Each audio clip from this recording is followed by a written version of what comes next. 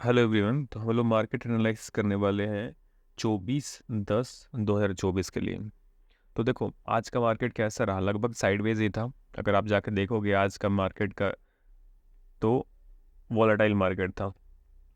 Market यहाँ आया, ऊपर चला गया, नीचे वो यहाँ गया, नीचे आ गया, फिर मार्केट साइडवेज रह गया। तो कल के लिए क्या अपना प्लान ऑफ एक्शन हो सकता है? देखो मैंने कुछ लेवल्स ड्रॉ किए हैं, ठीक है। ये सब लेवल्स हैं।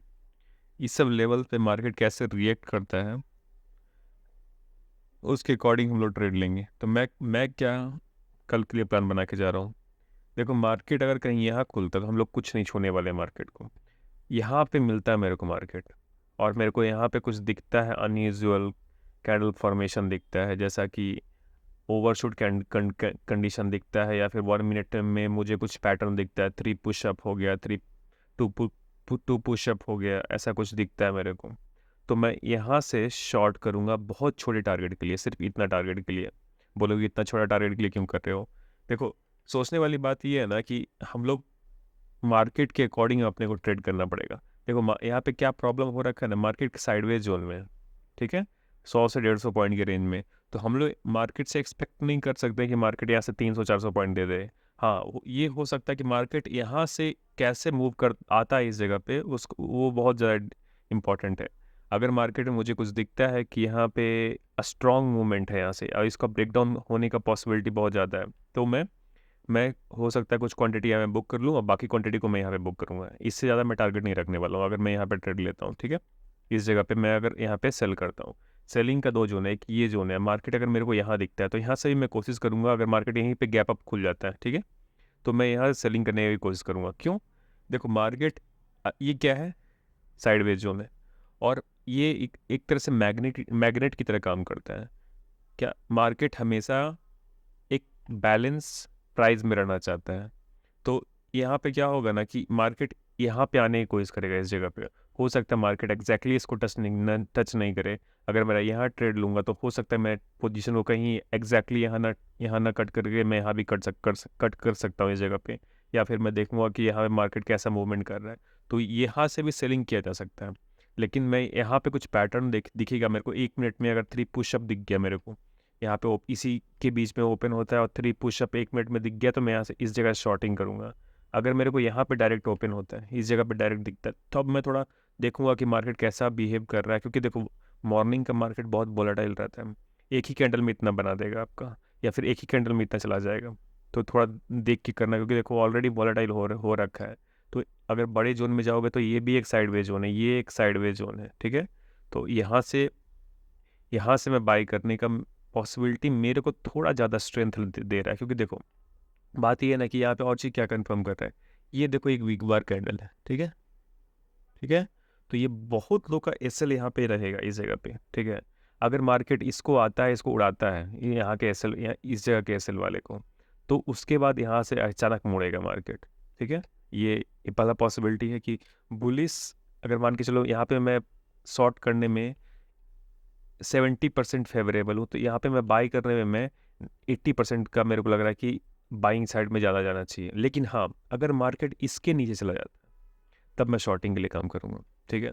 यहाँ तक भी मैं यहाँ पे मैं बाई करने में थोड़ा डर डर के बाई करूँगा, क्योंकि देखो एग्जैक्टली 51,000 का नीचे लेवल है। और कभी भी मार्केट एग्जैक्टली कोई एक साइकोलॉजिकल लेवल का सपोर्ट लेके ऊपर जाना चालू करता है, तो 10 में 3 बार वो चल जाएगा, 7 बार फेल करने का पॉसिबिलिटी रहेगा। तो हम लोग 7 बार के लिए काम करते हैं, ठीक है। या फिर आप लो तो बहुत रिस्क कंट्रोल के साथ लो। तो यहाँ पे मेरे को एक 51,000 का एक दिख रहा है, तो हो सकता है मार्केट यहाँ पे एग्जैक्ट सपोर्ट लेके ऊपर ना निकले। लेकिन अगर यहाँ दिखेगा तो एक बार हो सकता है यहाँ पे टेस्ट करने जाए या यहाँ से लेके यहाँ तक निकाल दे। तो और इसको सपोर्ट क्या कर रहा है, अगर निफ्टी को चार्ट को जाकर देखोगे आप, निफ्टी के चार्ट को, तो यहाँ पे एक पैटर्न बन रहा है। निफ्टी में एक पैटर्न बना है, देखो ये 2 लेग कंप्लीट हुआ, उसके बाद ये देखोगे ना, ये फाइनल फ्लैग। अगर आप प्राइस एक्शन के बारे में जानते हो तो इसको फाइनल फ्लैग बोलते हैं। जब भी 2 लेग पुल बैक कंप्लीट होता है तो एक फाइनल फ्लैग बोलता है, और यहाँ से रिवर्सल का पॉसिबिलिटी रहता है। अब ये रिवर्सल कितना भी स्ट्रांग हो सकता है, लेकिन हाँ अगर मार्केट इसके नीचे चला गया, इस जोन के नीचे चला गया, तो ये फेलियर ऑफ फाइनल फ्लैग होगा।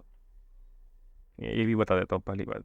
तो ऐसा कुछ नहीं कि कोई पैटर्न फिक्स होता है, आपको समझना पड़ेगा। और ये फाइनल फ्लैग में देखो एक और कंफर्मेशन दिख रहा है, 1 2 और 3 पुश डाउन दिख चुका है। तो हो सकता है मार्केट एक स्पाइक मारे यहाँ पे और उसके बाद रिवर्सल ले और यहाँ तक जा सकता है, क्योंकि देखो ये एक जोन दिख रहा है प्रॉफिट बुकिंग का, और ये एक स्ट्रॉन्ग जोन है जहाँ पे लोगों का एसएल होगा। इस जगह पे मार्केट आके यहाँ पे प्रॉफिट बुकिंग करेगा, और ये ट्रेंड लाइन भी आ रहा है। तो यहाँ पे अगर आपका ट्रेड निफ्टी में लेना चाहते हो तो आप यहाँ से घुसो इस जगह से। क्यों घुस सकते हो? पहला कंफर्मेशन ये है कि ये two leg pull back complete हुआ है।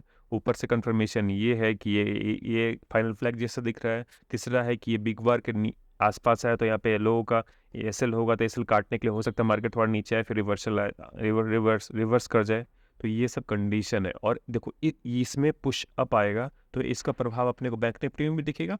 तो इसलिए मैं बोल रहा हूँ कि अगर हो सकता है मेरे को, अगर मार्केट यहाँ दिख गया इसमें, ठीक है, इस जगह पे मेरे को दिख गया इसमें, और यहाँ पे दिख गया मेरे को निफ्टी में, तो मैं यहाँ पे यहाँ से मैं बाइंग साइड में बुलिश रहूँगा। ये मेरा लॉजिक है लेने का ट्रेड। तो अगर मेरे को निफ्टी यहाँ मिल गया और बैंक निफ्टी मेरे को यहाँ मिल गया, तब मैं ट्रेड लेने में ज़्यादा अच्छा रहूँगा। लेकिन अगर हो सकता है मेरे को अगर निफ्टी यहाँ मिल रहा है, ठीक है, यहाँ निफ्टी मिल रहा है और बैंक निफ्टी मेरे को दिख रहा है कि बैंक निफ्टी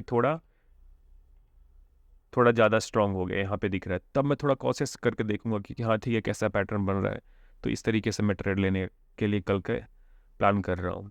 मैं सबसे थोड़ा ज़्यादा शॉर्ट टर्म के लिए बुलिश हूँ, बता देता हूँ शॉर्ट टर्म के लिए बुलिश हूँ। क्यों मैं बोल रहा हूँ कि देखो देखो आप ट्रेड को देखोगे ना, देखो मार्केट कैसा बिहेव किया है आज।